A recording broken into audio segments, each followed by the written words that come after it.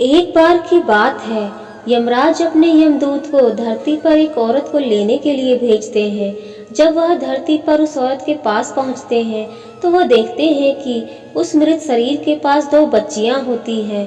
एक बच्ची अपनी माँ के साथ खेल रही थी और एक बच्ची रोते रोते सो गई थी। यह देखकर यमदूत को अच्छा नहीं लगा और वह उस मृत शरीर को लिए बिना ही यमलोक चले गए। वहां जाकर वह यमराज को बोले कि हे प्रभु, क्या हम उस मृत शरीर में थोड़े समय के लिए जान नहीं डाल सकते, क्योंकि उसकी बेटियां अभी बहुत ही छोटी हैं और पिता ना होने के कारण बच्चियां अनाथ हो जाएंगी। यमराज जी बोले कि तुमने उस मृत शरीर को ना लाकर अच्छा नहीं किया। यह करके तुम परमात्मा के काम में विघ्न डाल रहे हो।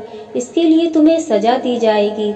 यमराज ने कहा कि तुम धरती पर चले जाओ और तब तक वापस नहीं आना जब तक तुम्हें अपनी मूर्खता पर हंसी ना आ जाए। यमदूत धरती पर चले जाते हैं। यमराज द्वारा सर्दी के कपड़े ना दिए जाने पर यमदूत ठंड के मारे ठिठुर रहा था। उसी समय वहां से एक व्यक्ति जा रहा होता है। उसे यमदूत को ऐसी हालत में देखकर बहुत दया आ जाती है। उस व्यक्ति के हाथ में एक कंबल था जो कि वह अपने बच्चों के लिए ले जा रहा था, परंतु उसे दया आ जाती है और वह कंबल यमदूत को दे देता है और उसे अपने साथ घर चलने के लिए कहता है। जब वह व्यक्ति घर पहुंचता है तब उसकी बीवी उससे पूछती है कि क्या तुम बच्चों के लिए कंबल नहीं लाए। तब वह व्यक्ति बताता है कि यह कंबल मैंने इनको दे दिया। तब उस व्यक्ति की बीवी गुस्सा होकर बोली कि इस कंबल की ज्यादा जरूरत इन बच्चों को है। यमदूत मन ही मन हंसने लगा और कहने लगा कि इनको नहीं पता कि इनके घर यमदूत आया है। वह व्यक्ति चमड़े के जूते बनाया करता था और वहां रहते रहते यमदूत भी यह काम सीख गया। यमदूत इतने अच्छे चमड़े के जूते बनाया करता कि सभी लोग उनसे चमड़े के जूते बनवाने आते थे। एक बार उस नगर के राजा ने अपने सिपाही को उस व्यक्ति के घर भेजा। वह सिपाही उस व्यक्ति के घर एक चमड़ा लेकर जाता है और कहता है कि यह चमड़ा लो, यह चमड़ा आपको कहीं नहीं मिलेगा और तुम इस चमड़े से राजा के लिए सुंदर से जूते बना दो। परंतु यमदूत ने उसके जूते बनाने के बजाय स्लीपर बना दिए। उस समय स्लीपर उस व्यक्ति के लिए बनाए जाते थे जिसकी मृत्यु हो जाती थी। वह स्लीपर देखकर वह व्यक्ति बहुत क्रोधित हुआ। वह सोचने लगा कि राजा अब उसका क्या हश्र करेंगे। जब यमदूत ने उसकी डांट फटकार सुनी तब उन्हें हंसी आने लगी। इतने में वह सिपाही आता है और कहता है कि तुम उस चमड़े से स्लीपर बना देना, क्योंकि राजा की मृत्यु हो गई है। तब वह व्यक्ति यमदूत से माफी मांगने लगा।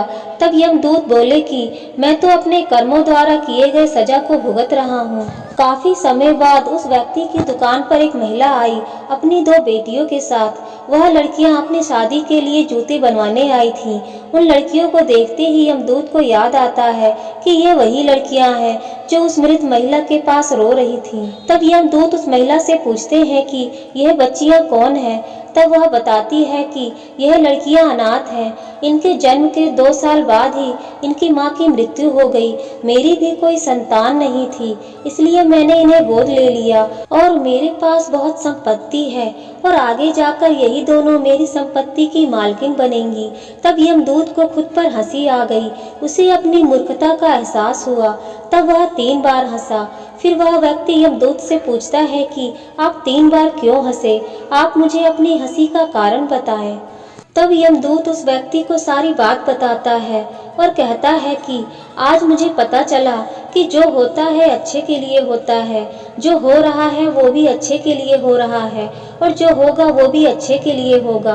परंतु अगर कोई किसी महिला के साथ गलत कर रहा है, उसके साथ अन्याय कर रहा है, तो वह अच्छा नहीं है। दोस्तों, यही आज की सच्चाई है। अन्याय को सहन नहीं करना चाहिए, अन्याय के खिलाफ आवाज उठानी चाहिए। परंतु इस स्थिति में यह नहीं सोचिए कि जो हो रहा है अच्छे के लिए हो रहा है। इस समय आपको अन्याय के लिए आवाज उठाना चाहिए।